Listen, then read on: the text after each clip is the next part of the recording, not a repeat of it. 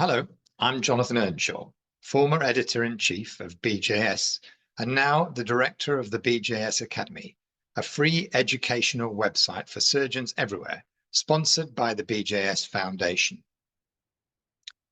This is a reprise of a lecture I gave at the Association of Surgeons meeting earlier this year on the future of scientific surgical publication. If you want to predict the future, the best thing to do is to go and investigate what happened in the past. The BJS, or the British Journal of Surgery as it was in 1913, was established by a group of surgeons based mostly in London, who met together to discuss surgical topics. They decided to write about their experiences and their findings. The first BJS, British Journal of Surgery, was published in 1913. It was mostly about trauma, and of course that's why it became so famous over the next few years, because a lot of material from the First World War was put into it. And as everyone knows, surgical progress often happens most dramatically during times of conflict. But after the war, the surgeons used to visit each other in their different hospitals and write about the lessons that they learned from each other. Over the years, the journal became more established. It tended to focus on general surgery, and it became a journal not just for the British, but became more Europeanized as it developed a wider readership. The biggest progress has probably been made in the last 20 to 30 years. As European readership grew, the name changed from British Journal of Surgery to BJS, reflecting the times, copied by British Airways, BA, and the BMJ. It incorporated other European surgical journals as the subscribers moved to BJS. It also is one of the first journals to have a website, the bjs.co.uk. That enabled us to produce digital material, images, videos, and things like that to enhance the clinical work. In 2017, BJS made a step into the future with BJS Open, an open access journal. That came about because we realized that BJS was really only accepting about 15% of the material that was submitted to it, and yet much of the material was perfectly publishable.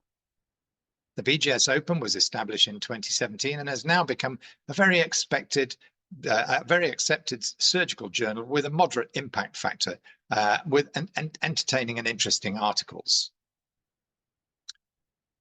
There's long been a dream to start an educational aspect to the BJS to go with the surgical journals, and the BJS Academy was opened in 2021, a free educational website for surgeons elsewhere. In 2023, it was decided to stop the paper journal and have a digital-only publication. And in 2023, later that year, the BJS Foundation became a charitable foundation based on the former owner's BJS Society. And finally, in 2023, came the BJS Award in Surgery, €100,000 given every other year to a surgeon who's made a distinct contribution to surgery and changed surgical practice. The drivers to change have been twofold. First of all, digital publication. The move from the paper journal to digital publication has come with a whole load of interesting opportunities to add value to the digital publication, add value to the papers, but also to improve the access to other materials such as videos, podcasts, and other substances to help surgeons learn from surgical science. The second is Plan S. Plan S came about because at the time, the way that journals were funded was by surgeons subscribing to the journals. That meant that only surgeons who subscribed could actually read the journals, and they were published through direct publishers. Plan S was an idea to transfer the model away from the subscribers paying to the authors pay. So you would pay to have your material published and you'd keep copyright. This would enable anyone, anywhere, at any time to read the material you published. and would obviously have obvious advantages. It's also estimated that it would save £2 billion worldwide on the costs of surgical publication. So many journals have established a hybrid model like the BJS. So we have the BJS subscription model journal, the original journal, which is a high impact factor journal, the BJS Open and Open Access journal, and finally, the educational website, the BJS Academy. This is the same as very many surgical journals. To understand where it's going, you have to understand the income that journals receive.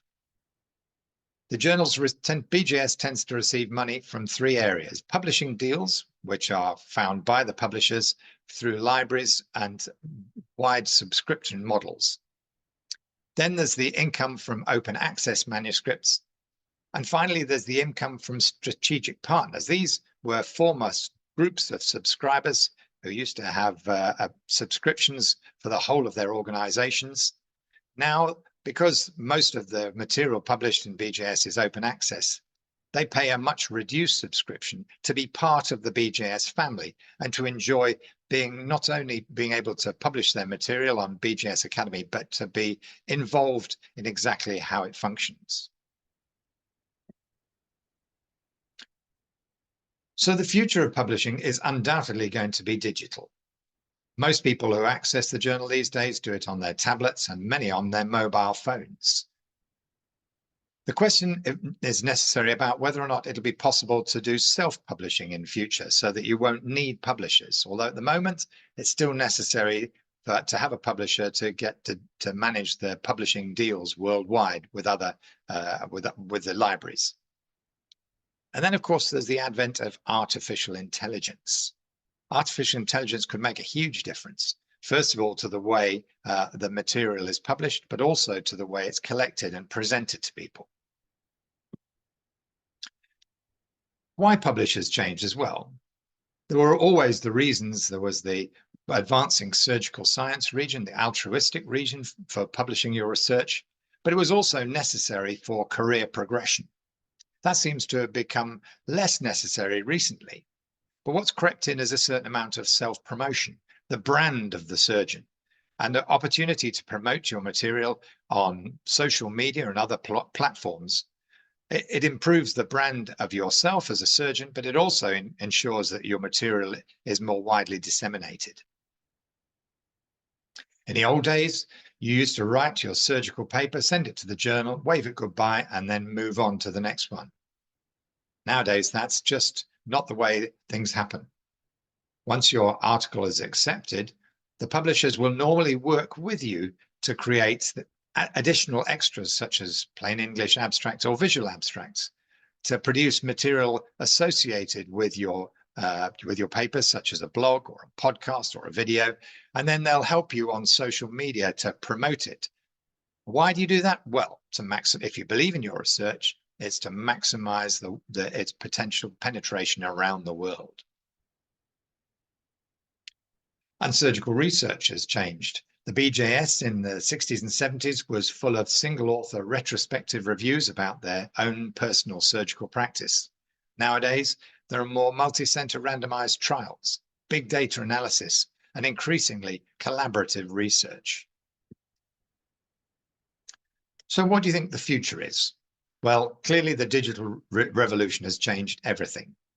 The material is so much better and so much more interactive than was available formerly. Open access is going to have a big effect, but currently it's rather stalled. If open access proceeds to become the norm, then that will make a big difference to the way materials accessed and to the availability for you to be able to see everything. And as I mentioned before, artificial intelligence may be a big game changer. Watch this space over the next few years. I can't resist telling you a little bit more about the BJS Academy. You already know it's available free of charge, but have a look at it, please, and see whether it provides the surgical educational material that you need. And if so, join the BJS Academy to get alerts about what we produce. And also, if you're interested in learning more about surgical writing and research, then we run a series of courses with the University of Edinburgh called the BJS Institute, and you can find out more about those on the Academy site. And also, watch out for the BJS Award. The nominations have closed for the 2025 award, but we'll be letting you know early next year who the winner is. Very exciting. Thank you very much for listening.